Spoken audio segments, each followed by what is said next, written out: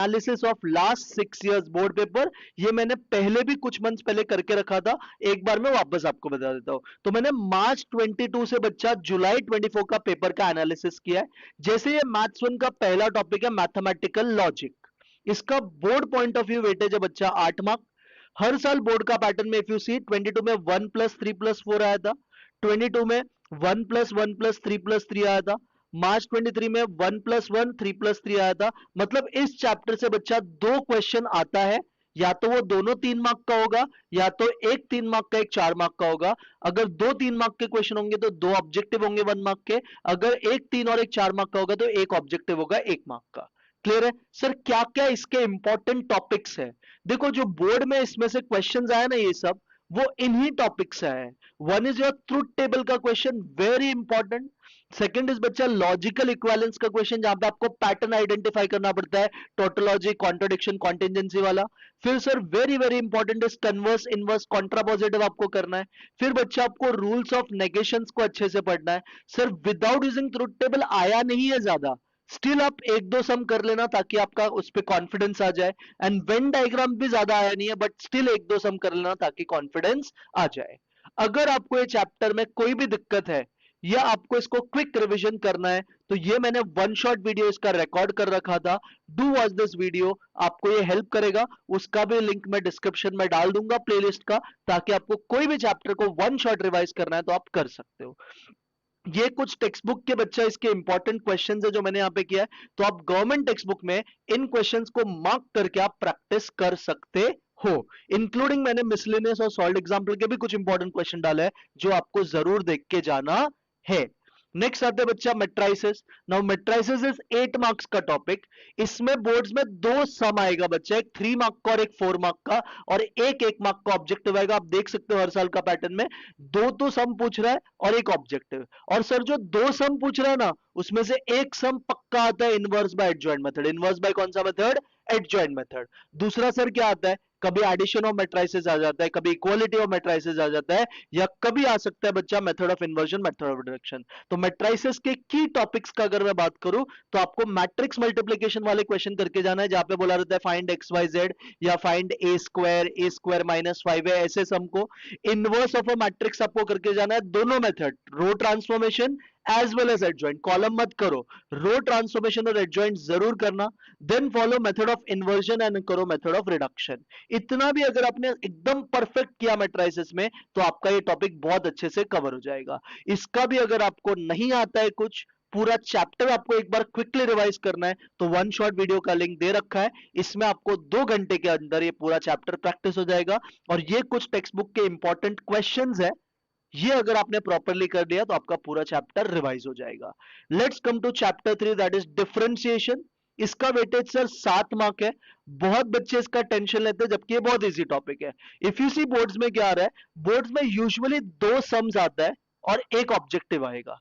बहुत ही अच्छा नसीब रहेगा तो एक सम आएगा और बाकी सब ऑब्जेक्टिव आएगा। बट रीसेंट ट्रेंड देखोगे, जुलाई 23, मार्च 24, जुलाई 24, तो यूजुअली दो सम आ रहा है और एक ऑब्जेक्टिव आया। जुलाई 24 में तो 4 ऑब्जेक्टिव और एक सम आया था।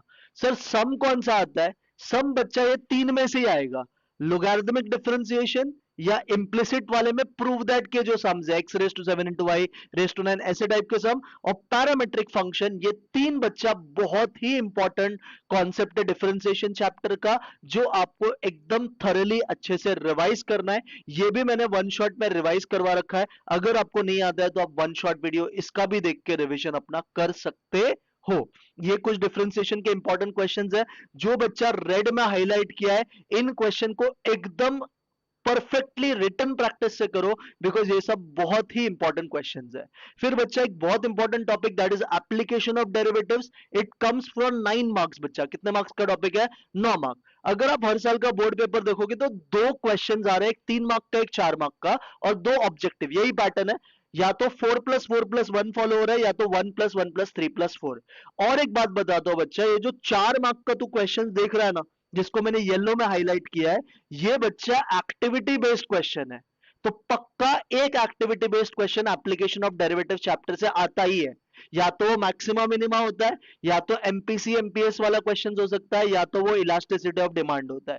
तो इसको आपको बहुत अच्छे से रिवाइज करना है। इसमें क्या क्या इंपॉर्टेंट है सर? इंक्रीजिंग डिक्रीजिंग फंक्शन एकदम तगड़ा वे में करो, मैक्सिमा मिनिमा के सारे 3-4 जो सम्स है टेक्स्ट बुक में वो करो, ये तो बच्चा करके ही जाना है। एमपीसी एमपीएस एपीसी एपीएस, मुझे भरोसा है ये पेपर में आ सकता है फॉर 4 मार्क्स। फिर बच्चा इलास्टिसिटी ऑफ डिमांड के क्वेश्चन कर लो, और एक फॉर्मूला बेस्ड क्वेश्चन अगर आपको पता रहेगा तो average revenue, marginal revenue, elasticity of demand, वो कर लो परफेक्टली। इतना अगर आप अच्छे से करोगे तो आपका एप्लीकेशन ऑफ डेरिवेटिव्स हो जाएगा। मैंने 1.5 आवर्स के अंदर ये चैप्टर का पूरा वन शॉट रिवीजन भी करवाया है।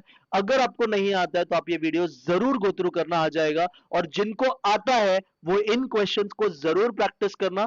4.1 से कुछ क्वेश्चंस है, ये कुछ सॉल्व एग्जांपल है। जो ये बच्चा रेड में हाईलाइट किया है, प्लीज ये जरूर करना क्वेश्चन, इनसे आने के चांसेस बहुत ज्यादा हाई है। नेक्स्ट इज बच्चा इंटीग्रेशन, जिससे बहुत बच्चे डरते हैं, जबकि मैं आपको बताऊंगा ये one of the easiest topic है। वेटेज सर है सिर्फ 7 मार्क। हर साल का बोर्ड पेपर में सर क्या हो रहा है?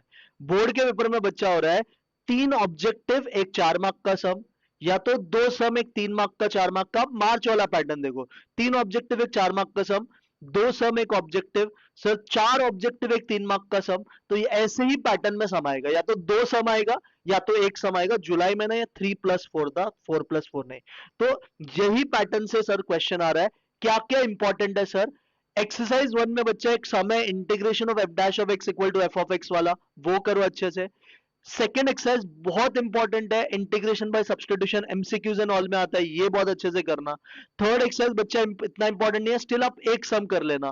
फोर्थ एक्सरसाइज बहुत थरोली प्रैक्टिस करना है, 1 by quadratic 1 by root quadratic, बहुत इंपॉर्टेंट है। फिफ्थ एक्सरसाइज से बच्चा integration by parts, UV rule बहुत तगड़ा वे में करो। और सिक्स्थ एक्सरसाइज से पार्शियल फ्रैक्शन बेस्ड क्वेश्चन बहुत अच्छे वे में करो, ये आपका प्रॉपर हो जाएगा। किसी को अगर ये नहीं आता है, रिवीजन करना है, तो मैंने 2 रिवीजन वीडियोस अभी बनाया है। एक रिवीजन वीडियो लास्ट ईयर का है जिसमें वन शॉट 4 घंटे के अंदर पूरा इंटीग्रेशन करवाया था, और एक नया वीडियो मैंने रिसेंटली बनाया था 2 घंटे के अंदर पूरा इंटीग्रेशन मैंने आपको रिवाइज करवाया है। आपको जो वीडियोस देखना आप देख सकते हो, बहुत तगड़े वे में आपको ये चैप्टर में भी हेल्प करेगा। नेक्स्ट इज ये कुछ इंटीग्रेशन के इंपॉर्टेंट सम्स है टेक्स्ट बुक के, प्लीज जिनको ये सब चैप्टर बहुत अच्छे से आता है, do practice this question and perfect कर लो इसको। क्लियर है? नेक्स्ट इज बच्चा डेफिनेट इंटीग्रेशन, सर ये 5 मार्क का ही टॉपिक है। इसका यूजुअल पैटर्न क्या है सर? एक ऑब्जेक्टिव एक 4 मार्क का सम, एक ऑब्जेक्टिव और एक 4 मार्क का सम। और वो सम सर क्या हो सकता है? वो सम हो सकता है बच्चा एरिया अंडर सर्कल, वो सम हो सकता है बेसिकली रिप्लेसमेंट प्रॉपर्टी का क्वेश्चन ज्यादातर आता है, 0 to a का इंटीग्रेशन या a to b का इंटीग्रेशन, इस टाइप का सम आता है। तो आपको ये 6.2 एक्सरसाइज परफेक्ट करना है। इंटीग्रेशन बाय सब्स्टिट्यूशन के कुछ सम्स है वो अच्छे से कर लो, और 6.1 में पता है फाइंड ए फाइंड बी वाला सम आता है, वो सब कर लेना। तो ये टॉपिक आप कर सकते हो बड़े आराम से। इसके लिए बस आपको इंटीग्रेशन तगड़ा करना है। इसका भी मैंने एक वीडियो बनाया है रिसेंटली भी, जो आपको 1.5 आवर्स के अंदर पूरा चैप्टर रिवाइज करके आपको मिल जाएगा। नेक्स्ट इज बच्चा डेफिनाइट, और ये कुछ इंपॉर्टेंट क्वेश्चंस है। Do this question of 6.1 and 6.2, very very very very important, आपका बहुत अच्छे से प्रैक्टिस हो जाएगा। फिर sir application of definite integral, ये तो बच्चा 4 मार्क का ही टॉपिक है, ये बहुत लोग स्किप करते हैं, जबकि one of the easiest topic है। इसमें सर एक ऑब्जेक्टिव और एक 3 मार्क का क्वेश्चन हर साल के पेपर में है। सिर्फ मार्च 24 में 4 मार्क का क्वेश्चन आया था। इसमें बच्चा जो सम आता है वो भी फिक्स्ड है, या तो वो एरिया अंडर सर्कल होगा, या तो एरिया अंडर एलिप्स होगा, या तो एरिया अंडर पैराबोला होगा, या तो इस बार जो चांस है बच्चा वो ये वाला पार्ट है, जरूर करके जाना, एरिया बिटवीन 2 कर्व। जब 2 कर्व दिया है तो उसके बिटवीन का एरिया कैसे फाइंड करोगे, ये आने का चांसेस बहुत हाई है। तो ये चैप्टर आप 1 आवर के अंदर क्विकली रिवाइज कर सकते हो, ये इसका वन शॉट रिवीजन लिंक है। डू वॉच दिस वीडियो, अगर आपको नहीं आता है तो it will help you to fetch 4 marks of this topic in a very good way. I hope this is also clear. ये इसके कुछ इंपॉर्टेंट क्वेश्चन है, इतना ही करना है। गिन के 8 सम है, 8 सम अगर आपने सही वे में कर दिया तो आपका एप्लीकेशन ऑफ डेफिनेट इंटीग्रल खत्म हो जाएगा। अब last topic is differential equation and its application, जो 10 मार्क का आता है। और मुझे पता है कि बहुत लोग को ये टॉपिक पसंद नहीं है, स्टिल मैं आपको 5 मार्क कैसे इस टॉपिक का निकालना है वो जरूर बता सकता हूं। इसके जो ये दिख रहा है आपको 4-4 मार्क जो दिख रहा है, ये सब बच्चा एक्टिविटी बेस्ड आया है। तो मैथ्स 1 का एक्टिविटी बेस्ड तेरे को पेपर में अटेम्प्ट कहां से करना है, डिफरेंशियल इक्वेशन से ही। और ये सारे एक्टिविटी बेस्ड पता है कौन से एक्सरसाइज से, या तो 8.6 से या तो होमोजेनियस डी से। तो activity based comes from 8.6 and homogeneous D. इसके लिए 4 मार्क का क्वेश्चन तो बेटा करके जा। ये एक जो ऑब्जेक्टिव दिख रहा है तुझे ऑर्डर डिग्री से ही आता है, बाकी जो सम्स है वो कहीं से भी आ सकता है। तो 10 में से 5 तो स्कोर कर ही सकता है ना। सर क्या क्या की टॉपिक करें? पहला एक्सरसाइज में बच्चा सोल्यूशन टू डी है, जिसमें हमें एलिमिनेट करना पड़ता है आर्बिट्री कांस्टेंट्स को। फिर बच्चा वेरिएबल सेपरेबल के कुछ सम्स कर लेना। फिर होमोजेनियस डी के कुछ सम्स बहुत अच्छे से कर लेना, बिकॉज ये एक्सरसाइज इंपॉर्टेंट है। लीनियर डी उतना आया नहीं है, स्टिल 2-3 सम कर लो। और ये जो लास्ट एक्सरसाइज है ना बच्चा, ये श्योर शॉट आपको करना है। इसमें 5 से 6 क्वेश्चन है, वो जरूर करके जाना। नहीं भी आता तो रट्टा मार लो, क्योंकि इस टाइप का एक्टिविटी बेस्ड आएगा। Very very very very important. और किसी को पूरा चैप्टर प्रैक्टिस नहीं करना, डू दिस इंपॉर्टेंट क्वेश्चंस, आपका ये परफेक्ट हो जाएगा। मैंने इसका भी वन शॉट रिवीजन वीडियो बना रखा है, अगर आपको नहीं आता है डू वॉच दिस वीडियो, आपका परफेक्ट हो जाएगा। आता है तो बस इन क्वेश्चंस को टेक्स्ट बुक से सही ऑर्डर में प्रैक्टिस करो, आपका ये टॉपिक्स परफेक्ट हो जाएगा। तो आई hope you got an idea of maths 1 के एनालिसिस ऑफ बोर्ड पेपर्स के कि किस तरह के क्वेश्चंस वो लोग पूछ रहे हैं। नाउ बच्चा कम्स टू मैथ्स 2। मैथ्स 2 का जो पहला टॉपिक है बच्चा, वो है कमीशन ब्रोकरेज डिस्काउंट, जिसका वेटेज बच्चा 6 मार्क है। कितने मार्क का टॉपिक है? 6 मार्क। यूजुअली क्या हो रहा है बोर्ड में, इसमें एक ही प्रैक्टिकल सम आ रहा है, बाकी सब वो लोग ऑब्जेक्टिव्स पूछ रहे हैं। तो ये टॉपिक में 3 मार्क का ऑब्जेक्टिव और एक 3 मार्क का सम आता है, या तो 2 मार्क का ऑब्जेक्टिव और एक 4 मार्क का सम आता है। तो आपको ये टॉपिक को ज्यादा सीरियसली नहीं लेना है बच्चा, ये समझ। बहुत लोग बहुत करते हैं इसमें, नहीं करना है।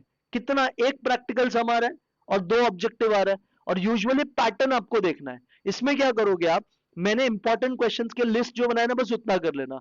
कुछ कमीशन के इंपॉर्टेंट क्वेश्चन, सर ये वाला जो टाइप ऑफ सम है ना, फॉर्मेट वाला, gross price, list price, mark price वाला जो सम होता है, ट्रेड डिस्काउंट, कैश डिस्काउंट, ये परफेक्टली करो। और डिस्काउंटिंग ऑफ बिल में जो पीरियड ऑफ बिल वाला क्वेश्चन आता है, find legal due date, find the date on which bill discounted, ये सब एकदम तगड़े वे में रिवाइज करना। कुछ नहीं आता तो मैंने इन दोनों रिवीजन वीडियो में 10-10 सम करवाया है कमीशन डिस्काउंट का, ये देख लो, आपका टॉपिक परफेक्ट हो जाएगा। और जिनको आता है वो आप लोग ये वाले सारे सम्स प्रैक्टिस कर लेना टेक्स्ट बुक से, कमीशन डिस्काउंट ब्रोकरेज का, आपका एकदम मक्खन हो जाएगा ये चैप्टर, और बहुत अच्छे से आपको ये आ जाएगा। सेकंड है बच्चा इंश्योरेंस एन्युटी, इसका वेटेज भी सिर्फ 4 मार्क है। और इसमें से या तो सम आ रहा है 4 मार्क का डायरेक्टली, या फिर एक ऑब्जेक्टिव और एक 3 मार्क का सम। रिसेंट 4 पेपर्स को अगर देखोगे तो 1+3 का पैटर्न फॉलो हो रहा है, तो इस बार भी सेम होगा। एक ऑब्जेक्टिव आएगा और एक 3 मार्क का क्वेश्चन आएगा। बोर्ड पॉइंट ऑफ व्यू से अगर बात करूं तो आपको 2 टाइप के सम्स करके जाने हैं। इंश्योरेंस में क्लेम बेस्ड क्वेश्चन पक्का करके जाना, और एन्युटी बच्चा बहुत इंपॉर्टेंट है, क्योंकि मैक्सिमम पेपर में वो एन्युटी ही पूछ रहे हैं। और पैटर्न यूजुअली ये होता है कि एक बार इंश्योरेंस पूछा है तो एक बार एन्युटी, फिर एक बार इंश्योरेंस पूछा है तो एक बार एन्युटी। अगेन ये टॉपिक सिर्फ 4 मार्क का है, तो इतना ज्यादा इसको इंपॉर्टेंस देना नहीं है। स्किप भी किसी को करना है कर दो, कोई प्रॉब्लम नहीं है। किसी को रिवीजन करना है इंश्योरेंस का, ये उसका वीडियो 19 सम्स करवाया मैंने, एनबीटी में मैंने 6-7 सम करवाया, आप ये देख सकते हो। तो ये भी टॉपिक आप बहुत इजी वे में कर सकते हो। क्या ये बात समझा? ये कुछ टेक्स्ट बुक के इंपॉर्टेंट क्वेश्चंस आप प्रैक्टिस कर लेना, परफेक्ट हो जाएगा। फिर बच्चा थर्ड टॉपिक पे आता है regression, very very very very important topic. Regression का बच्चा वेटेज 8 मार्क का है। ये टॉपिक सबको आना चाहिए अच्छे से। सर इसमें से 2 सम आएगा और एक सर ऑब्जेक्टिव आएगा। और रिसेंट अगर आप लास्ट 3 पेपर्स देखोगे ना बच्चा, तो ये जो 4 मार्क का क्वेश्चन है ना, ये एक्टिविटी बेस्ड में आ रहा है। तो रिग्रेशन से चांसेस है कि एक क्वेश्चन वो लोग एक्टिविटी बेस्ड में डाल सकते हैं। मैथ्स 2 में ना एक्टिविटी बेस्ड के लिए 3 ही की टॉपिक्स है, regression, second topic is your probability distribution, and third topic assignment sequencing. इन 3 में से ही एक्टिविटी बेस्ड वो लोग ज्यादातर डालते हैं, तो ये एक्टिविटी बेस्ड में आ रहा है। फिर ये 3 मार्क का क्वेश्चन बच्चा आइडेंटिफाइंग द लाइंस कभी कभी आ रहा है, या कभी कभी आपका वो सेकंड जो एक्सरसाइज है वहां से क्वेश्चन आ रहा है, और एक ऑब्जेक्टिव आता है। ये टॉपिक भी आप परफेक्ट करो। क्या क्या प्रैक्टिस करोगे सर? फर्स्ट एक्सरसाइज से आप टेबल वाले क्वेश्चन कर लो, y ऑन x और x ऑन y फाइंड करने का। फिर सर ये वाला क्वेश्चन जरूर करना, मीन x बार y बार का। आर कैसे ढूंढने का, वेरिएंस ऑफ एक्स कैसे ढूंढने का, स्टैंडर्डाइजेशन कैसे ढूंढने का, जो 5.2 और 5.3 में कुछ कुछ सम्स है। और आइडेंटिफाइंग द रिग्रेशन लाइंस वाले क्वेश्चन जरूर करना। 5.3 exercise that is very very, sorry 3.3 exercise that is very very important. इसका भी मैंने वन शॉट रिवीजन करवाया है, अगर आपको चाहिए तो आप देख सकते हो। और जरूरी नहीं है वीडियो देखना, मैं इन सबका पीडीएफ भी टेलीग्राम चैनल पे मेरे डाल दूंगा, जहां से आप डाउनलोड करके आप खुद से भी सॉल्व कर सकते हो। ये कुछ इंपॉर्टेंट सम है बच्चा। इसमें से जो 3.2 का फोर्थ सम और 3.3 का ये दो सम, ये तीन सम तेरे को पक्का रिटर्न प्रैक्टिस करके जाना है। मुझे भरोसा इन तीन में से कोई एक पेपर में आ सकता है। क्लियर है सर? कैसे? मेरे को बहुत साल का एक्सपीरियंस है बच्चा, थोड़ा तो दिमाग होगा मेरे पास, तो इन तीन को बहुत तगड़े वे में करके जाना है आपको।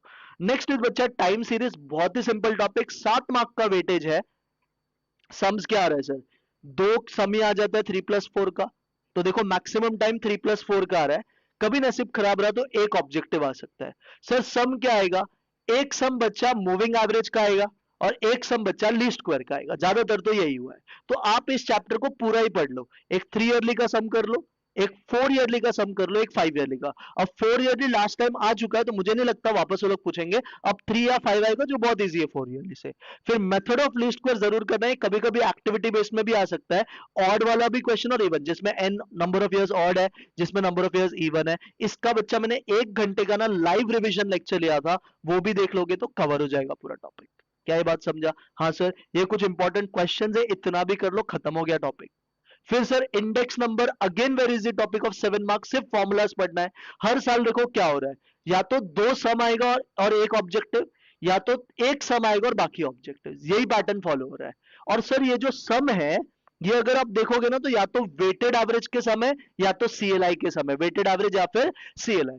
तो इसमें आप क्या करो, एग्रीगेट मेथड, जो सिंपल एग्रीगेट मेथड है, उसका एक प्राइस का क्वेश्चन कर लो, एक क्वांटिटी का और एक वैल्यू का। सेकंड सर लास्पेयर डुपाशेट ऑर्बिट बोलो, इसके एक सम कर लो। और सीएलआई का फैमिली बजट में बेस्ट तरीका बताओ, मैंने टॉप 70 क्वेश्चन मैथ्स 2 का आपके लिए रिकॉर्ड किया है, उसके अंदर जितने भी इंडेक्स नंबर के क्वेश्चन है सब कर लो, हो जाएगा पूरा चैप्टर रिवाइज, मेरा गारंटी है। क्लियर? किसी को नहीं आता है, one shot revision video record किया है, देख सकते हो। अगेन ये टेक्स्ट बुक के कुछ इंपॉर्टेंट क्वेश्चंस है, ये प्रैक्टिस कर लो, परफेक्ट हो जाएगा। क्या है बात समझा? नेक्स्ट इज बच्चा लीनियर प्रोग्रामिंग प्रॉब्लम, जो 6 मार्क के लिए आता है।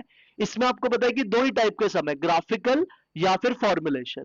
बोर्ड्स के लिए क्या इंपॉर्टेंट है? ग्राफिकल।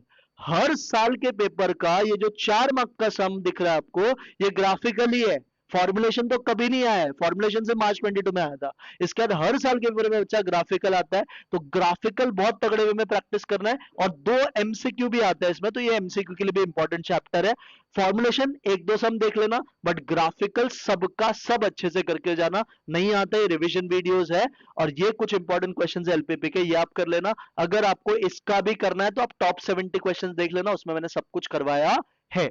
नेक्स्ट इज बच्चा assignment sequencing, one of the most important topic, 9 mark का वेटेज है बच्चा। इस चैप्टर से एक असाइनमेंट का क्वेश्चन पक्का आएगा, एक सीक्वेंस का क्वेश्चन पक्का आएगा, वो भी 2 मशीन प्रॉब्लम फिक्स्ड है। सीक्वेंसिंग में 2 मशीन, असाइनमेंट में कोई भी आ सकता है, मिनिमाइजेशन, मैक्सिमाइजेशन या रेस्ट्रिक्टेड। तो ये देखो 3+4 तो हर साल ही पूछा है, या तो 4+4, और एक या दो ऑब्जेक्टिव आएगा। क्या क्या करोगे सर? एक मिनिमाइजेशन का सम कर लेना, एक रेस्ट्रिक्टेड असाइनमेंट कर लेना, एक मैक्सिमाइजेशन का सम कर लेना, एक 2 मशीन सीक्वेंसिंग कर लेना, और एक 3 मशीन सीक्वेंसिंग कर लेना। पूरा चैप्टर प्रैक्टिस हो जाएगा, एक एक सम में सबका किया तो हो जाएगा। नहीं आता है, दोनों का वीडियोस रिकॉर्ड कर रखा है, वन शॉट देख लेना, काम तुम्हारा हो जाएगा। अगेन ये कुछ इंपॉर्टेंट टेक्निक्स सम्स है, ये देख लेना। और मार्च 23 के पेपर में एक मल्टीपल असाइनमेंट का क्वेश्चन आया था, वो जरूर एक बार देख लेना मार्च 23 के पेपर के सोल्यूशन से। या तो मैंने एक मल्टीपल असाइनमेंट का अलग से वीडियो भी बनाया हाफ एन आवर का, उसमें आपको 2 सम में ये पता भी चल जाएगा कि कैसे करते हैं। क्या ये भी समझा? हाँ सर। फिर लास्ट टॉपिक है बच्चा प्रोबेबिलिटी डिस्ट्रीब्यूशन, जो बहुत लोग नहीं करते हैं, जिसका वेटेज है 11 marks. Again I will tell you कि अगर आपको 11 मार्क्स का प्रिपरेशन नहीं करना, मत करो, आप इसमें फिर भी 7 मार्क ला सकते हो बच्चा। कैसे? बाइनोमियल कर, पॉइजन कर, तो भी तेरे 7 मार्क निकल जाएंगे। और फाइंड के वाले क्वेश्चंस कर लेना, 2-3 भी क्वेश्चन के आना सही से प्रैक्टिस, तो भी हो जाएगा। बेस्ट तरीका बताता हूं, मैंने इस चैप्टर को अभी 1 फेब को रिवीजन करवाया था, वो रिवीजन वीडियो देख लो, 2 आवर्स का वीडियो ऑलमोस्ट, उसमें मैंने पूरा चैप्टर ही अच्छे से करवा दिया है। वो वीडियो से आपके सारे कॉन्सेप्ट्स क्लियर हो जाएंगे। तो आपका इंपॉर्टेंट टॉपिक क्या है sir? Probability mass function, PDF find के वाले क्वेश्चन, एक्सपेक्टेड वैल्यू वेरिएंस के कभी कभी सम आ जाता है। और बच्चा ये दोनों तो बिल्कुल नहीं छोड़ना है, बाइनोमियल पॉइजन, क्योंकि इन दोनों में से एक टाइप का सम एक्टिविटी बेस्ड में आएगा। जरूरी नहीं है कि वो पॉइजन ही आए, कभी कभी पॉइजन भी पूछा है, कभी कभी बाइनोमियल भी। तो वेटेज देखोगे तो दो सम आता है या तो तीन सम आएगा। दो सम अगर आया तो एक सर बाइनोमियल पॉइजन बेस्ड होगा और एक फाइंड के वाले या एक्सपेक्टेड वैल्यू का सम होगा। क्लियर हो गया? इसका भी बच्चा आपको वन शॉट वीडियो देखना है तो आप देख सकते हो, जो मैंने पूरा फुल फ्लेज रिवीजन करवाया। एक क्विक रिवीजन वाला देखना है तो वो भी है, वो भी मैं लिंक डाल दूंगा। क्या ये बात समझा? और टेलीग्राम चैनल पे जरूर ज्वाइन होना, वहां पे मैं हर दिन आपको जो भी मैंने स्टडी प्लान बताया उसके हिसाब से मैं पीडीएफ नोट्स प्लस मैं आपको वीडियो का लिंक भी भेज दूंगा ताकि आप उसको रेफर कर सको। ये कुछ बच्चे इंपॉर्टेंट कॉन्सेप्ट या इंपॉर्टेंट सम्स है गवर्नमेंट टेक्स्ट बुक से। जो भी बच्चा रेड कलर में मार्क देना, प्लीज इसको जरूर आप करना। This will help you in proper revision of the topics. तो ये था आपका एक पार्ट ऑफ दिस वीडियो कि सर बोर्ड्स में क्या क्या आता है या कितने मार्क्स का कौन सा सम पूछ सकता है। But with first question, that is बच्चा how to answer objective. Sir objectives को कैसे अटेम्प्ट करें? यू ऑलरेडी नो बच्चा, आपका पेपर का क्वेश्चन 1 और क्वेश्चन 4, मैथ्स 1 मैथ्स 2, ये दोनों ऑब्जेक्टिव बेस्ड क्वेश्चन रहता है। क्वेश्चन 1 में 3 पार्ट है एबीसी, क्वेश्चन 4 में भी 3 पार्ट है एबीसी।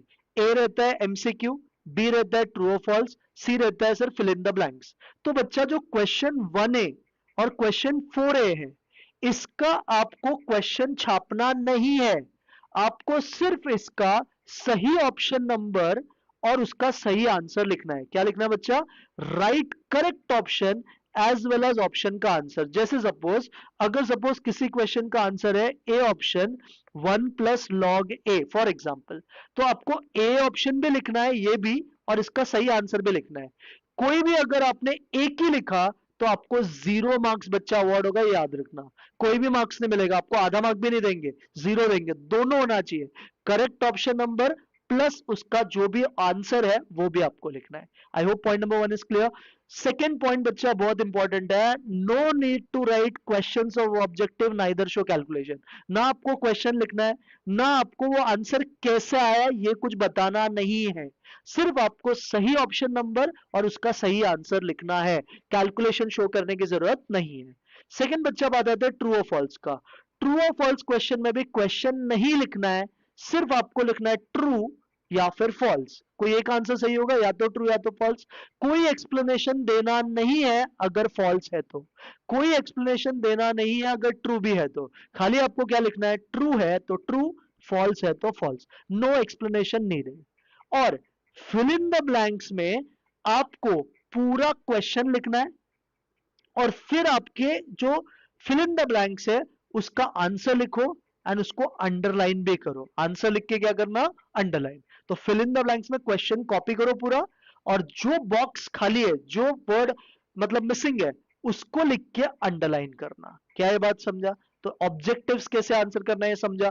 तो एमसीक्यू में correct option number plus correct answer, फिर ट्रू और फॉल्स में खाली ट्रू का ट्रू लिखो, फॉल्स का फॉल्स लिखो, कोई एक्सप्लेनेशन करने की जरूरत नहीं है।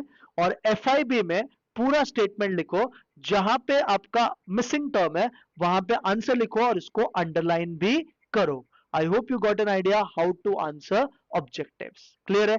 अब क्वेश्चन नंबर 1C और 4C जो होता है ना, इसमें बहुत लोग सिर्फ आंसर भी लिख के आता है, वो भी राइट मिलता है, बट मैं बोल रहा हूँ बच्चा 1 मिनट एक्स्ट्रा लगेगा, क्वेश्चन भी लिख ले, क्या फर्क पड़ता है, तेरा मार्क्स तो सिक्योर है ना। हाँ सर ये तो समझ गया। नेक्स्ट आओ बच्चा, सेकेंड पॉइंट जो बहुत इंपॉर्टेंट है, आपको एवरी फ्रेश क्वेश्चन ना बच्चा न्यू पेज पे चालू करना है। हर फ्रेश क्वेश्चन न्यू पेज पे। जैसे आप क्वेश्चन नंबर 1 सॉल्व कर रहे हो, ए बी सी, इसको आप एक पेज पे करोगे चलेगा, कोई प्रॉब्लम नहीं है, एक ही पेज पे करो। बट जब आप क्वेश्चन 2 स्टार्ट करोगे, क्वेश्चन 2A, तो उसको एक नए पेज पे चालू करना। क्वेश्चन 2A का 1, क्वेश्चन 2A का 2 आप एक पेज पे लिख सकते हो, बट ज्यादा पेपर अच्छा दिखने के लिए क्या कर, क्वेश्चन 2 का ए का फर्स्ट क्वेश्चन नए पेज पे चालू कर, क्वेश्चन 2 का ए का सेकंड समिंग नए पेज पे चालू कर। तेरे को पेपर खरीदना थोड़ी है, बोर्ड्स वाला देगा ना, तूने पैसा भरा है तो यूज कर बिंदास उसको। तो हर क्वेश्चन 3 मार्क का 4 मार्क का attempt on a fresh page, क्योंकि वो बच्चा ज्यादा अच्छा दिखता है। तो देखो मैंने क्या लिखा है, एवरी सब question right on a new page. तो हर सब क्वेश्चन, जैसे क्वेश्चन 2A का 1, अलग पेज, क्वेश्चन 2A का 2 अलग पेज, क्वेश्चन 2A का 3 अलग पेज, खाली क्वेश्चन नंबर प्रॉपर्ली लिखो और फ्रेश पेज पे लिखो, अच्छा दिखता है। नेक्स्ट बच्चा थर्ड क्वेश्चन आता है, सर एक्टिविटी बेस्ड क्वेश्चन को कैसे अटेम्प्ट करें। बच्चा एक्टिविटी बेस्ड क्वेश्चन में तुझे क्वेश्चन में एक क्वेश्चन दिया रहेगा और फिर सोल्यूशन लिख के नीचे एक बॉक्स बिक्स दिया रहेगा और बाकी कंटेंट। तो तुझे अपने कॉपी करना है क्वेश्चन को as it is from the word solution. जहां से सोल्यूशन लिखा है ना वहां से आप एज इट इज कॉपी करो पूरा डेटा, और जहां पे बॉक्सेस है वहां पे आप बॉक्सेस बनाओ, और सिर्फ ये बॉक्स को आपको फिल करना है। और इसको आप पेंसिल से भी फिल कर सकते हो, पेन से भी।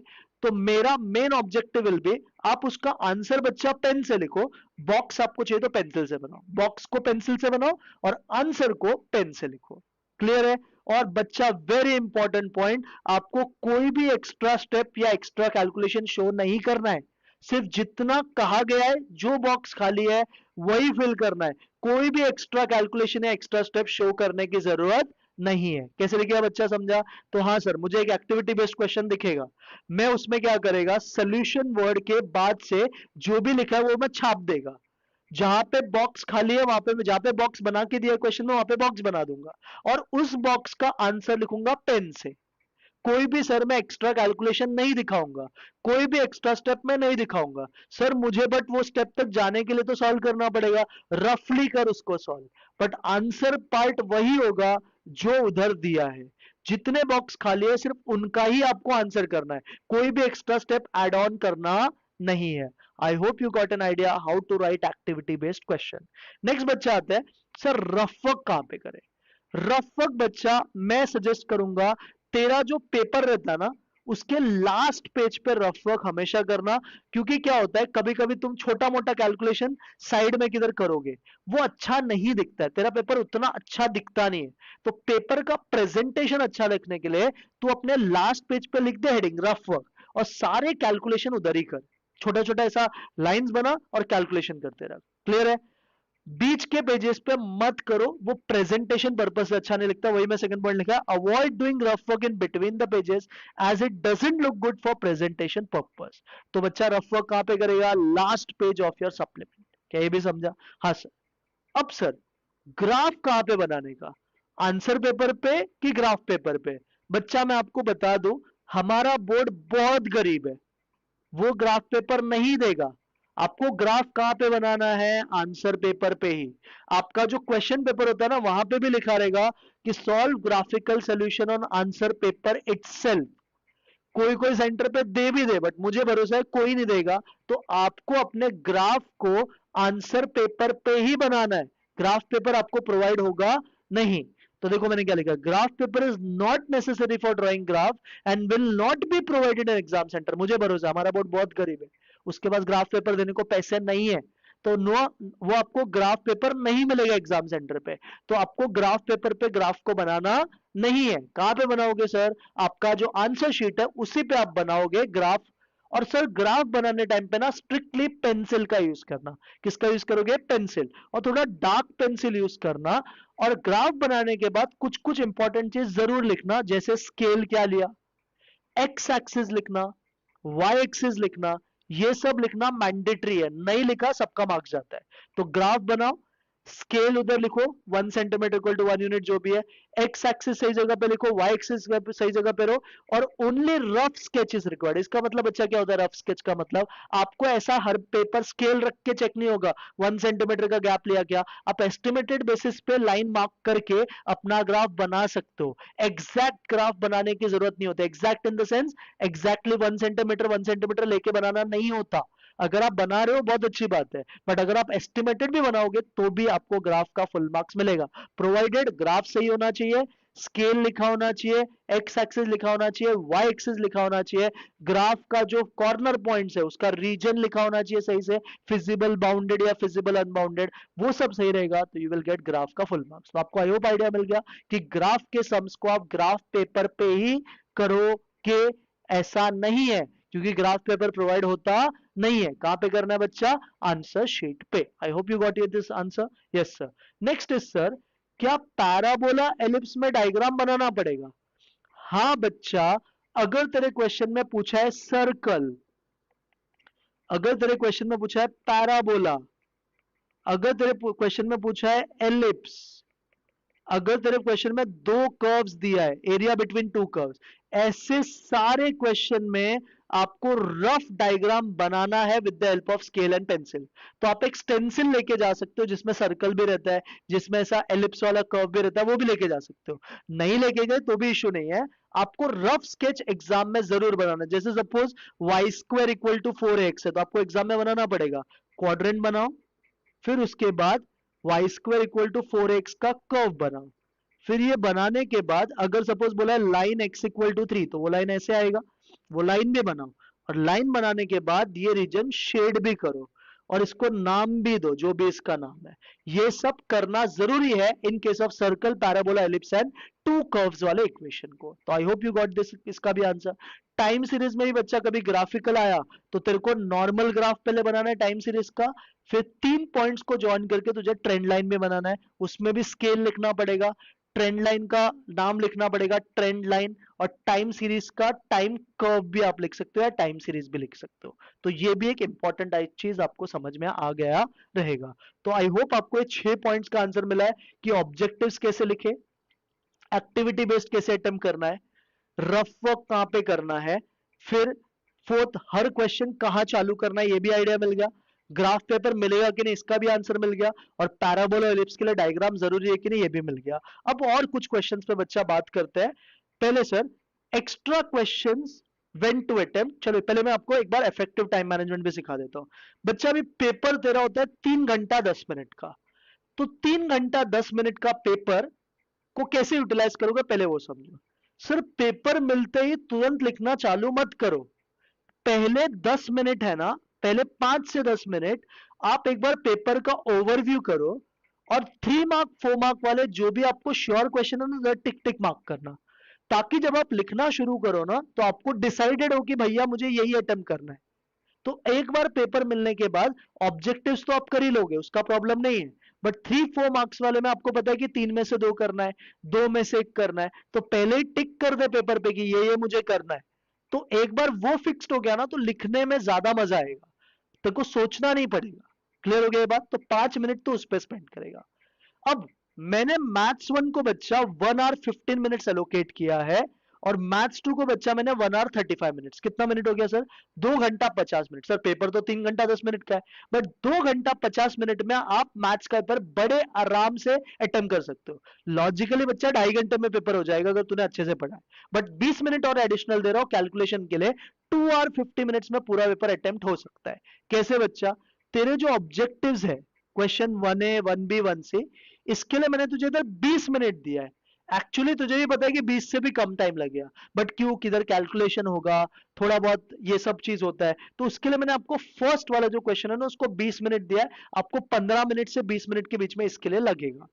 फिर क्वेश्चन 2A जिसमें आपको 3 में से 2 क्वेश्चन अटेम्प्ट करना पड़ता है, इसमें मैंने आपको हर क्वेश्चन के लिए 10 मिनट दिया है। कितना मिनट बच्चा? 10 मिनट मैंने इसको अवॉइड कर रखा है, सॉरी 2 क्वेश्चन के लिए मैंने 10 मिनट दिया है क्योंकि 5-5 मिनट में एक क्वेश्चन हो जाएगा। सिमिलरली क्वेश्चन 2B में भी आपको 3 में से 2 करना पड़ता है, इसको मैंने 15 मिनट दिया, मतलब अप्रोक्सीमेटली 7 to 8 मिनट्स पर क्वेश्चन। तो आपके 25 मिनट में बच्चा क्वेश्चन 2A और 2B दोनों अटेम्प्ट हो जाएगा। तो 45 मिनट्स के अंदर आपका क्वेश्चन 1 क्वेश्चन 2 हो जाएगा। अब क्वेश्चन 3 में 3 टाइप के सम्स आते हैं। क्वेश्चन 3 है जिसमें 3 में से 2 करना है, क्वेश्चन 3 भी जिसमें 2 में से 1 करना है, क्वेश्चन 3C भी जिसमें एक्टिविटी बेस्ड 2 में से 1 करना है। तो इन सबको मैंने आपको 30 मिनट दिया है, सबके लिए 10-10 मिनट बच्चा, क्योंकि 3 मार्क का क्वेश्चन 5-5 मिनट में अटेम्प्ट हो सकता है, 4 मार्क का क्वेश्चन 10 मिनट, 5 मार्क का क्वेश्चन भी 10 मिनट। तो ऑन एन एवरेज बच्चा आपका 1 आवर 15 मिनट्स में मैथ्स 1 अटेम्प्ट हो जाएगा। अगर आपका बहुत अच्छा प्रैक्टिस है तो ये 1 घंटे में भी हो जाएगा, बिकॉज बच्चा मैथ्स 1 में ज्यादा कैलकुलेशन नहीं होता है। मैथ्स 1 में तेरे को सम दिखेगा, आ गया तो तू लिख देगा, नहीं आएगा तो सोचता बैठेगा। तो maths 1 is possible in 1 hour और 1 आवर 15 मिनट्स। ऐसे आप टाइम एलोकेशन करना, मैं आपको बताऊंगा ये इफेक्टिव भी कैसे होगा। एक काम मैं आपको दूंगा, वो अगर आप सही से करोगे तो हो जाएगा। बात आता है सर मैथ्स 2। तो मैथ्स टू आपको पता है बच्चा कुछ कैलकुलेशन भी रहता है मैथ्स टू में, तो उसमें हमारा सर टाइम लगता है क्योंकि हमारा कैलकुलेशन बकवास है। तो मैथ्स टू के लिए मैंने आपको 1 hour 35 minutes दिया है, जिसमें ऑब्जेक्टिव्स के लिए मैंने आपको 15 मिनट दिया है, बिकॉज मैथ्स टू का ऑब्जेक्टिव बेसिकली थियोरी रहता है, सिर्फ एक दो क्वेश्चन ही प्रैक्टिकल रहता है। तो इसमें 15 मिनट में आप अटेम्प्ट कर सकते हो। सपोज 20 मिनट में लिख गया तो प्रॉब्लम नहीं है। फिर 5A 5B जो इसके जैसा ही है, उसको मैंने 35 मिनट्स यहाँ पे दिया है। रीजन बीन सर कुछ कुछ कैलकुलेशन वाले क्वेश्चंस भी होंगे, तो वहां पे टाइम लग सकता है, तो 15 मिनट 20 मिनट 35 मिनट्स मिलेगा। मतलब हर दो, पहले वाले में 7 से 8 मिनट पर क्वेश्चन, सेकेंड वाले में सर 10 मिनट पर क्वेश्चन। और क्वेश्चन 6A 6B 6C को मैंने 45 मिनट्स दिया है, जिसमें 2-3 मार्क वाले क्वेश्चन को पर क्वेश्चन 7.5 मिनट्स के आसपास, 4 मार्क वाले क्वेश्चन को आपको देखो दो में से एक ही अटेम्प्ट करना है, फिर भी मैंने आपको यहाँ पे 20 मिनट दिया है, बिकॉज ये बच्चा थोड़ा लेंदी होता है, कैलकुलेशन करने वाला चीज होता है, तो टाइम तो लगता है। और एक्टिविटी बेस्ड को 10 मिनट दिया है। ये अगर आप फॉलो करोगे तो आपका 1 hour 35 minutes में मैथ्स टू भी हो जाएगा। बच्चा प्लीज कैलकुलेशन में प्रॉपरली दिमाग को शांत रख के, रिलैक्स रख के करना। कैलकुलेशन में घाई बिल्कुल भी मत करना, ताकि तेरे मार्क्स चले जाए।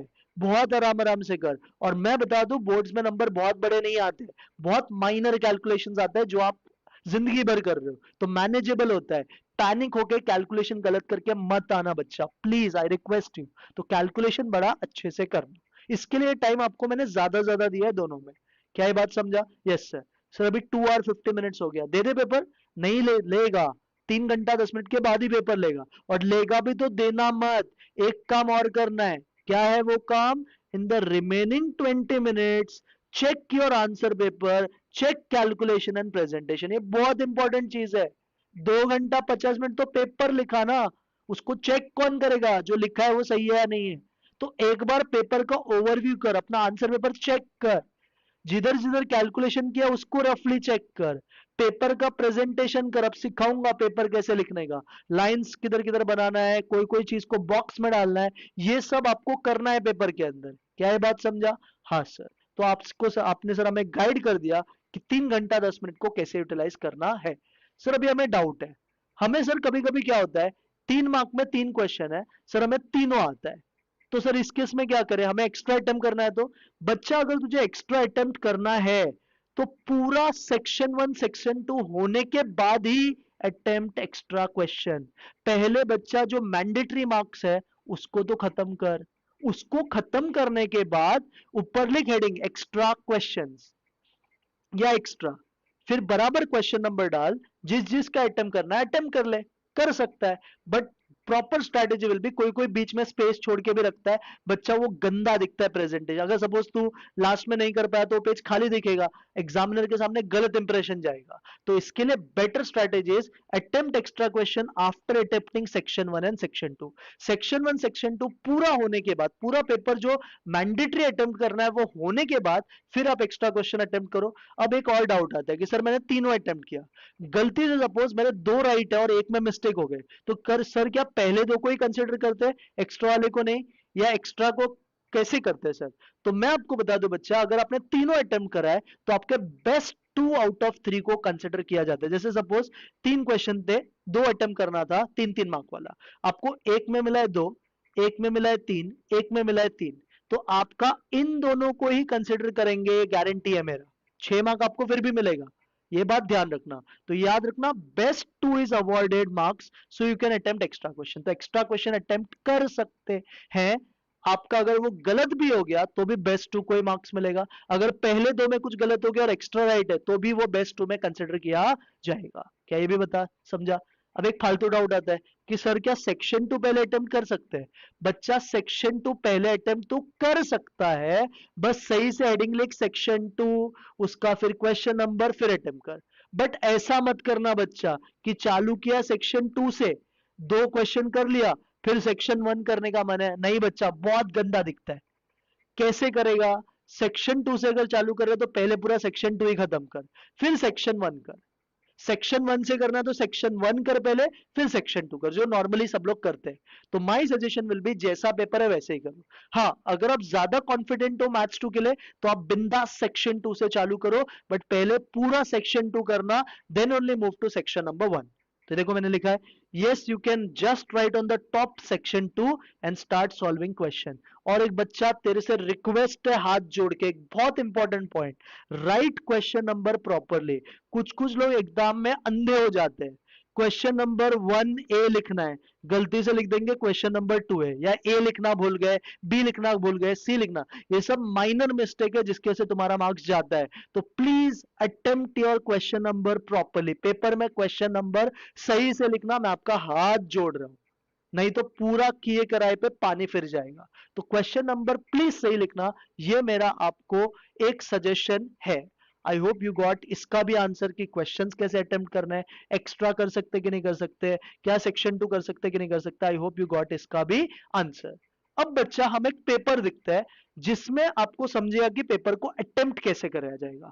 ये मैंने एक स्टूडेंट ने पेपर लिखा है, उसका मैं आपको पेपर दिखाता हूं, आपको दिख रहा रहेगा आई होप। देखो ये स्टूडेंट ने चालू किया पेपर लिखना, सबसे पहले टॉप पे इसने लिखा है सेक्शन 1, उसको कर रखा है अंडरलाइन। तो इंपॉर्टेंट है, सेक्शन 1 लिख, अंडरलाइन लिख। यहां पे लिखना है बच्चा क्वेश्चन नंबर, ये मेन आइकॉन में 1, ठीक है, क्वेश्चन नंबर लिख दिया 1, यहां पे लिख दिया सेक्शन 1।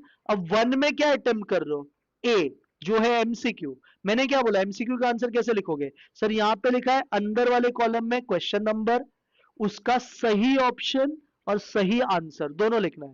क्वेश्चन लिखने की जरूरत नहीं है, सही क्वेश्चन नंबर, उसका सही आंसर और सही, ये सब सही है उसका आंसर।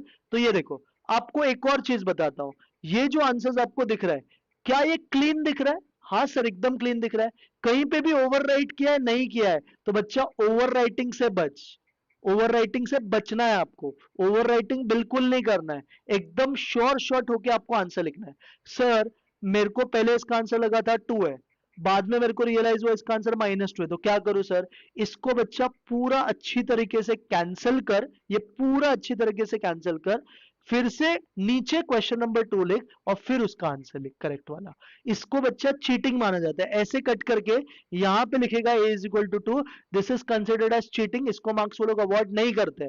अगर तुम्हें करना ही है तो तुम क्या करो, जिस क्वेश्चन में श्योर नहीं हो ना उसको पेंसिल से लिखो, बाद में रब करके लास्ट में उसको पेन से करेक्ट कर देना। क्या ये बात समझा? या तो पूरा ही क्रॉस करो और फिर नीचे अच्छे से आप लिख दो, वो भी एक कंसिडर किया जाएगा। आई hope you got an idea. तो ये देखो क्वेश्चन नंबर 1A इसने कैसा अटेम्प्ट किया है, तो ऑप्शन नंबर सही आंसर। अब आते हैं 1B, 1B ट्रू और फॉल्स था, तो आप लिखो मेन सब क्वेश्चन बी, 1 का आंसर क्या लिखा है, ट्रू, 2 का आंसर क्या लिखा है, फॉल्स, 3 का आंसर क्या लिखा है, फॉल्स। और बच्चा हर क्वेश्चन का एक लाइन का गैप छोड़, है ना पेपर में स्पेस, क्यों खिचड़ी करना है, क्यों मारवाड़ी बन रहा है, हर बार के बाद, एवरी क्वेश्चन के बाद लिव 1 लाइन का गैप, कंजूस मत बनो, पैसा भरा है बोर्ड के लिए, अच्छे से यूटिलाइज करो, एक सप्लीमेंट एक्स्ट्रा लग गया कोई प्रॉब्लम नहीं है, तो एक क्वेश्चन लिखा, फिर दूसरा लिखा, फिर तीसरा, कोई भी एक्सप्लेनेशन देने की जरूरत नहीं है। I hope you got an idea. अब question number 1C, sir 1C देखो, 1C में मैंने क्या बोला बच्चा, पूरा क्वेश्चन लिखने का लिखा है, हाँ सर। सेकेंड चीज मैंने क्या बोला, जो आंसर आपका मिसिंग है उसको लिखो, फिर उसको अंडरलाइन भी करो, this is very very very very important. Clear है? अब ये बहन ने इधर का आंसर नहीं लिखा है, बट आपको पता है कि डेफिनेट इंटीग्रेशन में एरिया ऑफ सर्कल क्या होता है, पाई आर स्क्वायर, तो ये हो जाएगा पाई आर स्क्वायर, तो 49 है, तो इसका आंसर आ जाएगा 49 पाई और स्क्वायर यूनिट्स। बच्चा वेरी इंपॉर्टेंट थिंग इज, अगर कोई चीज में यूनिट्स है, उसका कुछ मेजरमेंट्स है, तो लिखने का, क्या ये बात समझा? Yes sir. तो क्वेश्चन 1 वाला कैसे अटेम्प्ट करना है क्लियर हो गया? हाँ सर। अब देखो इस बंदे ने या इस बंदे ने क्वेश्चन 2 नीचे नहीं स्टार्ट किया है, क्योंकि इसके पास दिमाग है, इसको पता है पेपर कैसे प्रेजेंट करते हैं, इसने नए पेज पे शुरुआत किया है क्वेश्चन नंबर 2A का। तो मेन क्वेश्चन लिखा क्वेश्चन 2, इसमें ए, फिर उसमें क्या अटेम्प्ट कर रहे हैं क्वेश्चन 1, फिर क्वेश्चन 1 पूरा ऐसे ही कॉपी किया, क्योंकि ये ट्रुथ टेबल का सम है। अब ट्रुथ टेबल में देख बच्चा क्या किया है, प्रॉपर नाम लिखा है जो भी कॉलम्स का बनाया है, तो कॉलम्स बनाया, फिर उसको नंबर भी किया सर 1 से लेके 8 तक जो भी कॉलम नंबर था, क्योंकि आपको बताना पड़ता है आइडेंटिकल है, पैटर्न सेम है या नहीं है। प्रॉपर देखो, कहीं पे भी आपको ओवर राइटिंग दिख रहा है क्या थोड़ा भी? नहीं सर, एकदम नीट एंड क्लीन दिख रहा है। ये देख के ना एग्जामिनर खुश हो जाता है, उसको लगता है कि भाई इसको आता है, ये चीटिंग नहीं कर रही है, इसको अच्छे से आता है, तो इसका मार्क्स उसको बहुत अच्छा मिलता है। क्लियर है? हाँ सर। फिर देखो क्या लिखा, since the column find column at have similar truth values, आप इधर लिख सकते हो बच्चा हैव आइडेंटिकल भी लिख सकते हो और सिमिलर वर्ड भी लिख सकते हो। देयरफॉर फिर से बच्चा ये वाला स्टेटमेंट लिख के आया जो प्रूव करना था। तो डिटेल्ड में बच्चा क्वेश्चन सॉल्व करने का, तेरे को पता है कि ये ऐसे हुआ, बट एग्जामिनर जो रहता है ना, उसको सब चीज का डिटेल देने का कि हाँ ये ऐसा किया, ये रीजन सब कुछ लिखो, और उतना टाइम रहता है बच्चा एग्जाम में। क्लियर है? अब देखो इसने ना सेकंड थर्ड क्वेश्चन फिर अटेम्प्ट किया है, तो लिखा ना क्वेश्चन नंबर 2A1 का 2A का थर्ड। अब इसने यहीं पे चालू किया, बट मेरा सजेशन विल बी इसका जो थर्ड क्वेश्चन है या सेकंड क्वेश्चन जो भी आप अटेम्प्ट करोगे, आप फ्रेश पेज पे करना। अब ये था डेरिवेटिव्स का क्वेश्चन, तो पहले जो गिवन है वो लिख दिया। फिर बच्चा वेरी इंपॉर्टेंट थिंग, इसने देखो DIFF नहीं लिखा है, पूरा नाम लिखा है, इंपॉर्टेंट है। DIFF नहीं चलता है बोर्ड्स में, पूरा लिखना है, differentiating with respect to X. We get. अब इसने डेरिवेटिव किया, और इसने डेरिवेटिव देखो, इसको तो पता है एक्स क्यूब का डेरिवेटिव 3x स्क्वायर होता है, डायरेक्ट लिख सकती थी, नहीं लिखा है। पहले लिखा sir D by D x of इसका, राइट में भी लिखा D by D x of 81। बच्चा आपको जब 80 ऑन 80 मिलेगा, 78 79 मिलेगा, तो ये सब माइनर डिटेल्स भी चेक होगा। इसके लिए बिंदास लिखने का, लेकिन स्टेप बाय स्टेप डिटेल्ड में सब कुछ लिखने का। अपना मार्क्स नहीं जाना चाहिए अपने हाथों से, ये बात याद रख। 80 मार्क का पेपर है, तुझे 80 चाहिए तो सब कुछ डिटेल में लिख, तुझे 78 चाहिए सब कुछ डिटेल में लिख, तुझे 40 चाहिए तेरे ऊपर है। बट जिनको अच्छा चाहिए, आई एम मेकिंग श्योर कि आपका एक मार्क्स भी आपके तरफ से नहीं जाना चाहिए, तो ये सब बच्चा सही सही लिखना है। फिर इसने देखो डेरिवेटिव किया पूरा इक्वल टू 0। उसके बाद सर जो भी dy बाई डी का टर्म है, देखो इसको लेफ्ट में रखा, हाँ सर, और बाकी सारे टर्म्स को राइट में रखा। फिर ये टर्म को नीचे भेज दिया। अब इस बंदे ने एक गलती किया है, ये जो फाइनल आंसर बच्चा आएगा ना, इसको आप बॉक्स में डाल देना। इसको, ये इंपॉर्टेंट है, जो भी आपके फाइनल आंसर होते हैं ना बच्चा, always try to write this answer in box, ताकि ये पता चल जाए कि जो आप कर रहे हो कि उसका फाइनल आंसर क्या है। तो right this answer in box का format. I hope you got your answer.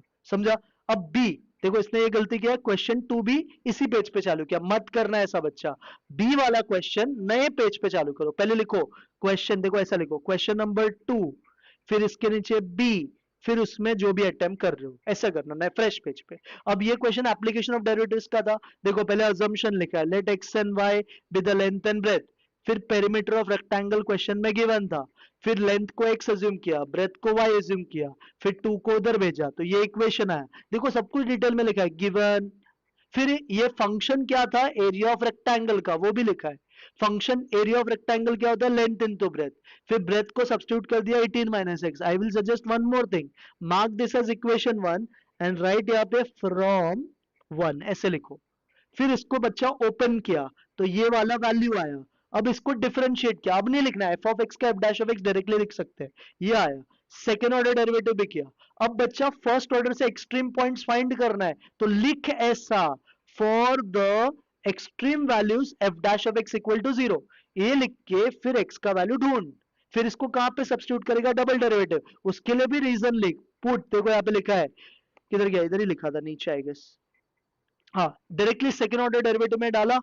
ये डाल के फिर बच्चा इसका आंसर आया -2, जो कि 0 से छोटा है, जो आपको बताता है ये क्या है बच्चा, maxima at x equal to 9। तो प्रॉपर प्रेजेंटेशन करो। क्लियर है? And always write final statement कि it is maxima when x equal to 9। अब इसमें ना डायमेंशन अगर पूछा रहेगा, तो आपको लास्ट में डायमेंशन में लिखना पड़ेगा कि लेंथ भी 9 और ब्रेथ भी, आई थिंक उन्होंने किया, देखो एक्स का वैल्यू 9 था, फिर y में सब्स्टिट्यूट करके 9 ढूंढा। फिर देखो बच्चा, वेरी वेरी इंपॉर्टेंट, लास्ट में रीजन लिखा है, खत्म नहीं हो गया आंसर, ये लिखना है, इसको मार्क्स अवार्ड होता है। ये सब बच्चा चेक होता है आपका पेपर में। तो लिखा है ना लास्ट में, the dimensions of the rectangle are 9 centimetre and 9 centimetre as of length and breadth, it's rectangle this, it's rectangle as well as square. ये भी लिखा है, ये भी बहुत अच्छा स्टेटमेंट लिखा है कि सर क्योंकि लेंथ ब्रेथ सेम है, तो ये रेक्टेंगल स्क्वायर भी है। बच्चा समझा कैसे लिखेगा? Yes sir. अब बच्चा ये इंटीग्रेशन बेस्ड क्वेश्चन था, रिपीटेड लीनियर नॉन लीनियर वाला था, तो 3 टर्म है नीचे, तो 3 अज्यूम किया, a बाय एक्स, ये वाला और ये वाला। पहले क्वेश्चन लिखा लेट करके, फिर यहाँ पे 3 टर्म लिखा, फिर इसका बच्चा जो आप करते हो, इसको मार्क किया इक्वेशन 1, वेरी इंपॉर्टेंट। फिर इसमें अलग अलग वैल्यू डाला, सर एक वैल्यू 0 डाल दिया पूरे इक्वेशन में। देखो लिखा है put x equal to 0 in equation 1, फिर उसका एक आंसर है। अब इसमें मैं एक और काम बोलूंगा, आप इसको अंडरलाइन कर लो या बॉक्स में डालो। फिर sir put x equal to 1 in equation 1, again इसके आंसर को बच्चा बॉक्स में डाल देना। फिर वैसे ही थर्ड वाला पार्ट भी किया, पुट x इक्वल टू 4, जो इसका आंसर आएगा वो भी बॉक्स में डाल दो।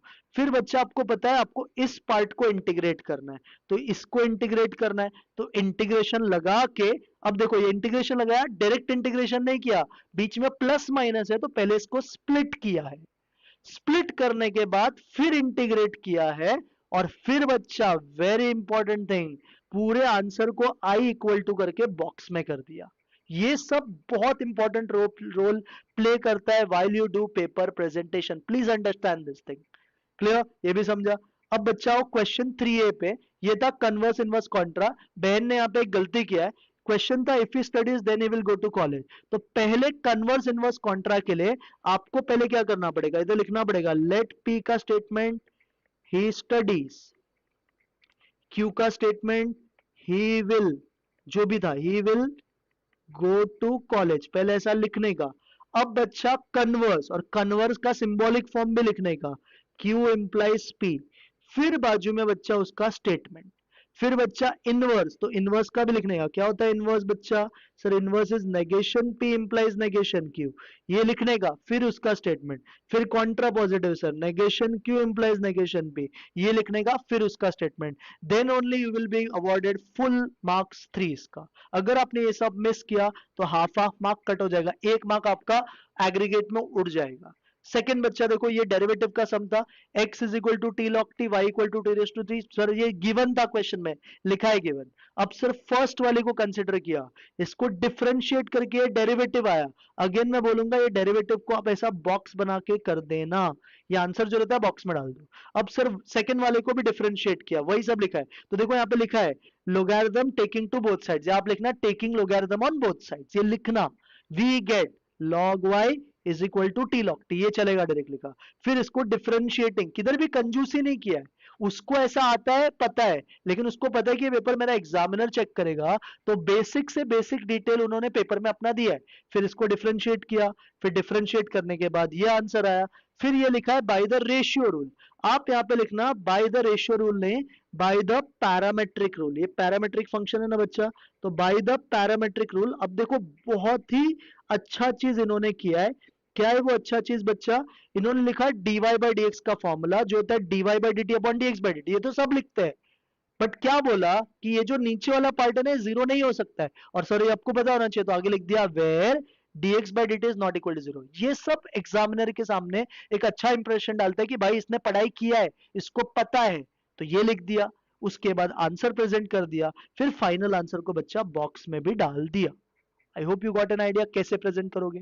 नेक्स्ट देखो बच्चा, ये क्वेश्चन 3B था डिमांड फंक्शन वाला, ये बहुत लोगों ने क्या लिखा, तो पहले लिखा है डिमांड फंक्शन इज, फिर प्राइस 5 पे, इसमें 5 पुट कर दिया, तो ये 10 आ गया, फिर इसको डिफरेंशिएट किया, तो इसका आंसर -13 आया, फिर इलास्टिसिटी ऑफ डिमांड का फॉर्मूला यूज किया है, वो भी लिखा है क्लियरली, फिर इसका आंसर 6.5 है, उसको बॉक्स में डाल दिया, और रीजन भी बताया कि इलास्टिक है कि इनइलास्टिक है। समझा, देखो एकदम क्लीन दिख रहा है कि आपको एक भी गलती नजर आ रहा है, नहीं सर एकदम क्लीन है, तो आपको पेपर बच्चा क्लीन, हैंडराइटिंग जरा बकवास से चलता है, but paper should look neat and clean, सामने वाले को देख के लगना चाहिए कि भाई ने पढ़ाई किया है, प्रूफ तो कर उसको कि भाई मैंने पढ़ा है, तू मेरा पेपर खोलेगा ना तुझे दिखेगा मैं पढ़ के आया हूं, एकदम नीट दिखेगा मेरा पेपर, तो ये सब चीज ध्यान रखना है आपको।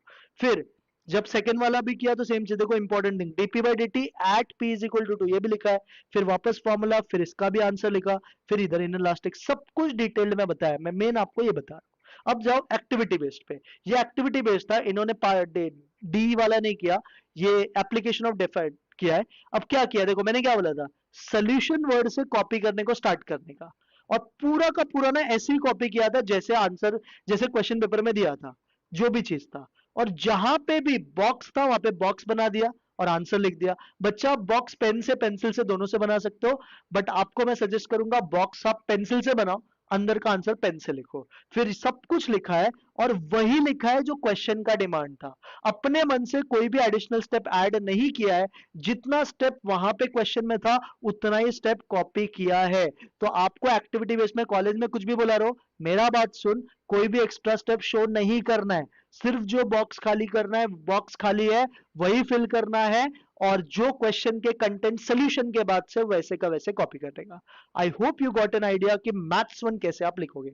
सेम गोज विद बच्चा मैथ्स 2 का ऑब्जेक्टिव। देखो अभी मैथ्स 2 चालू करने से पहले लिखा है ना सेक्शन 2, तो लिखने का पहले सेक्शन 2 इन सेंटर अंडरलाइन करने का। फिर सर कौन सा क्वेश्चन चालू किया, क्वेश्चन 4, उसमें सर कौन सा, ए। ए क्या होता है सर, ऑब्जेक्टिव। देखो अभी ऑब्जेक्टिव वापस सेम लिखा है, ऑप्शन नंबर्स और सबके सही आंसर। और देखो नीट एंड क्लीन है, एक भी कैलकुलेशन क्या है, एक भी कैंसिलेशन नहीं है, ट्रू और फॉल्स। वापस क्वेश्चन नंबर लिखा बी, फर्स्ट सेकंड थर्ड सबके सही आंसर, कोई एक्सप्रेशन देने की जरूरत नहीं है। थर्ड बच्चा फिल इन द ब्लैंक्स, पूरा स्टेटमेंट लिखा और फिर जो आंसर है वो लिखा और उसको बच्चा अंडरलाइन कर दिया। दिख रहा है क्या, समझ आ रहा है कैसे लिखोगे objectives. I hope you got an idea. मैं ये पेपर का आपको पीडीएफ भी दे दूंगा ताकि आप समझ जाओ कि पेपर लिखेंगे कैसे। नेक्स्ट बच्चा देखो, अब ये था इंडेक्स नंबर का क्वेश्चन, तो क्वेश्चन 5 लिखा, नए पेज पे शुरू किया, अच्छा बात है। फर्स्ट ए वाला, उसमें सेकंड क्वेश्चन लिखा है, हम क्या निकाल रहे हैं, ट्रेंड वैल्यू, तो लिखा है calculation table for trend value. अब इसमें इंपॉर्टेंट देखो क्या है, दो कॉलम तो क्वेश्चन में दिया रहेगा, ईयर प्रोडक्शन वो भी लिखा है। थर्ड बच्चा 5 ईयरली मूविंग टोटल आपको लिखना है, टोटल 5 ईयरली मूविंग भी चलता है बट 5 ईयरली मूविंग टोटल। फिर लिखा बच्चा average of 5 yearly moving, and very important word जो बहुत बच्चा नहीं लिखता है, that is trend value. Trend value आपको मूविंग एवरेज में ये वर्ड लास्ट कॉलम में लिखना ही है, नहीं तो you will lose your half mark. लिखा है ट्रेंड वैल्यू, हाँ सर। फिर देखो ईयर, ये लिखा सर, यहाँ पे जो ये 5 ईयरली टोटल होता है ना, इसमें आपको टोटल ऐड करके नहीं दिखाना है, दिखाओगे तो भी चलेगा, आप डायरेक्ट लिखोगे टोटल तो भी चलता है। फिर उसको डिवाइड बाय 5 किया, वो भी नहीं शो किया डिवाइड बाय 5, डायरेक्ट कर दिया, चलेगा, कोई प्रॉब्लम नहीं है। किसी को लिखना है 6/5 लिखना, 8/5 लिखना, 12/5 मेरे हिसाब से लिख देना, ताकि आप जब चेक करो पेपर तो चेकिंग करने को आसान हो। ये भी समझा। फिर जिसका आंसर नहीं निकला बच्चा, उसको क्या कर दिया, डैश कर दिया। तो देखो प्रॉपर टेबल बनाया, प्रॉपर एकदम दिख रहा है, एक भी कैलकुलेशन एरर नजर भी नहीं आ रहा। क्लियर। नेक्स्ट आओ बच्चा, इंडेक्स। अभी इंडेक्स का सम था, तो वापस लेगा क्वेश्चन 5A का थर्ड सम, इंडेक्स वाला क्वेश्चन है। Commodity price in 1995, very important, base year है तो P0 लिखा है, करंट ईयर है तो P1 लिखा है, और बच्चा P छोटा लिखना। उसके बाद पूरा टेबल वैसे ही कॉपी किया, फिर इसका टोटल भी निकाला। सर देखो टोटल निकाला, बाजू में क्या लिखा है, समेशन P0, टोटल निकाला, बाजू में क्या लिखा है, समेशन P1। फिर सर फॉर्मूला यूज किया, फॉर्मूला डायरेक्टली नहीं यूज किया, क्या लिखा, using simple aggregate method price index number is, सही फॉर्मूला क्या होता है, formula P01 equal to summation P1 upon summation P0 into 100, formula लिखा, फिर फाइनल आंसर लिखा। बच्चा इसमें मैं एक चीज और सजेस्ट करूंगा, अगर सिंपल एग्रीगेट मेथड आएगा तो लास्ट में you should always right interpretation. क्या लिखोगे बच्चा, इंटरप्रिटेशन। क्या होता है सर इंटरप्रिटेशन, जैसे 138.92 है तो ये 100 से 38.92 ज्यादा है, तो लिख देने का there is an increase of 38.92% in price of current year, in price of कौन सा बच्चा, current year as compared to base year. ऐसा आपको स्टेटमेंट लिख देना है यहाँ पे।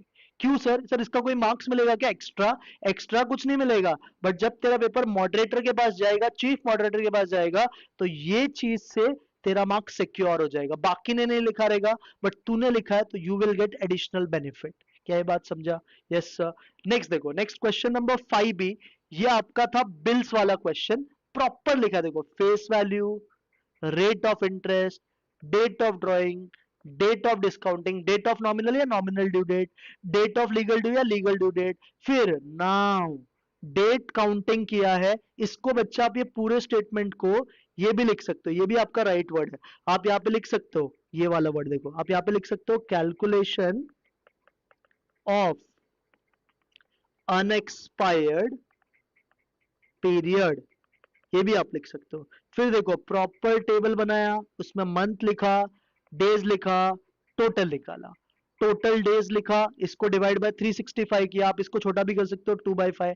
फिर टीडी का फॉर्मूला यूज करके टीडी का कैलकुलेशन किया, फिर एफवी के फॉर्मूला में सब्सटीट्यूट किया, फिर यहाँ से फेस वैल्यू का इक्वेशन ढूंढा, फिर इसके हेल्प से प्रेजेंट वर्ड ढूंढा, फिर ट्रू डिस्काउंट ढूंढा, और जो भी आंसर मिल रहा है देखो, अगर उसको बॉक्स में नहीं डाला तो उसको अंडरलाइन जरूर किया है, तो कुछ ना कुछ करने का। फिर बैंकर गेन ढूंढा, फिर बैंकर गेन का आंसर आया। तो देखो कितना अच्छा दिख रहा है प्रेजेंटेशन। आप देखो एक भी एरर्स आपको नजर नहीं आ रहा है, प्रॉपर फॉर्मूला प्रॉपर कैलकुलेशन। क्या ये भी समझा? Yes sir. अब क्वेश्चन 5B का थर्ड देखो, ये क्वेश्चन था बच्चा आपका मशीन्स वाला। अब इन्होंने ना यहाँ पे गलती किया है, ये स्टार्टिंग का स्टेटमेंट राइट है। अब जब मशीन के लिए कभी भी करोगे ना, तो पहले तो आप कौन सा यूज करते हो सर सीक्वेंसिंग के लिए? तो लिखने का यूजिंग जॉनसन्स मेथड या जॉनसन्स मॉडल। अब इसके नीचे दो मशीन है, तो बोलने का minimum of year, minimum of machine है जो कि है सर मुझे दिख रहा है 5, और फिर लिखने का मिनिमम ऑफ मशीन भी जो कि है 5। अब लिखने का minimum of machine A comma machine B, sir वो भी 5 ही है। और तो फिर आपको सर एक स्टेटमेंट लिखना है, बोलने का since the minimum element is 5 from machine 1 as well as machine 2, machine since minimum element is 5 from machine A of job number 7 and machine B of job number 6, therefore job 7 to be placed at start, job 6 to be placed at end। ऐसा लिखने के बाद फिर आप optimal sequence लिखो और ये पूरा सीक्वेंस लिख के आओ। मशीन ए का direction left to right, machine B का डायरेक्शन राइट टू लेफ्ट, ये फिर वैसा बनाना। फिर सर टोटल इलैप्स टाइम निकाला, लिखा है हेडिंग उसका टेबल, जॉब्स लिखा, machine A, machine B, in out सब कुछ लिखा है क्लियरली। बच्चा यहाँ पे 91 लास्ट में इसको आंसर है, आप इसको बॉक्स में डाल देना। यही 91 को बच्चा हम क्या बुलाते हैं? Total elapse time. देखो लिखा है क्लियरली, और इसको टी से डिनोट किया क्योंकि टाइम है। उसके बाद बच्चा, और ये यूनिट्स नहीं होगा बच्चा क्योंकि टाइम कभी भी यूनिट्स नहीं होता है, टाइम के लिए शुड ऑलवेज राइज आवर्स। क्या लिखोगे? आवर्स। अगर क्वेश्चन में मिनट बोला तो मिनट, तो आवर्स तो लिख के आना। फिर सर आइडल टाइम लिखा है। अब बच्चा आइडल टाइम का भी ना एक फॉर्मूला होता है, याद रखना। आइडल टाइम का फॉर्मूला होता है total elapse time, total elapse time minus total of machine, minus total of बच्चा क्या? मशीन। तो total elapse time minus total of machine ऐसा फॉर्मूला लिखना, फिर ये दोनों आंसर लिखना, तो you will get full marks इसका। क्या आपको ये समझा? Yes sir. अब देखो अगेन नेक्स्ट क्वेश्चन नए पेज पे चालू किया, क्वेश्चन 6A का 2। ये इंडेक्स नंबर का सम था, पोको दिया है, पोक्की दिया है, पिक्की दिया है, मार्शल दिया है। तो लिखा ना मार्शल एजवर्थ का पहले नाम लिखा, फिर उसका फॉर्मूला लिखा प्रॉपर नोटेशन के साथ P01 M-E, फिर इसमें सब्स्टिट्यूट करके सर पहले ढूंढ लिया पिक को। फिर उसके बाद सर पूछा था आई थिंक लास्पियस, तो लिखा लास्पियस प्राइस इंडेक्स नंबर, उसका फॉर्मूला, फिर प्रॉपर उसका कैलकुलेशन, और लास्ट में बच्चा एक स्टेटमेंट भी लिखा, the Laspeyres price index number is 250। इसमें इंटरप्रिटेशन नहीं लिखना है, इंटरप्रिटेशन से सिंपल वाले में। क्या ये समझा? देखो कितना अच्छा दिख रहा है। Now come to question number 6.3 sir, ये प्रोबेबिलिटी का सम था, आई थिंक नीचे ही चालू कर दिया, आप अलग करना। तो प्रोबेबिलिटी में पहले के ढूंढने बोला था, तो ये टेबल लिखा है, वेरी इंपॉर्टेंट वर्ड क्या लिखा है? Given is a probability distribution, ये गिवन था। तो कंडीशन क्या बोलता है? सम ऑफ ऑल प्रोबेबिलिटी इज 1, तो इसमें सारे प्रोबेबिलिटी को ऐड करके 1 के इक्वल रखा।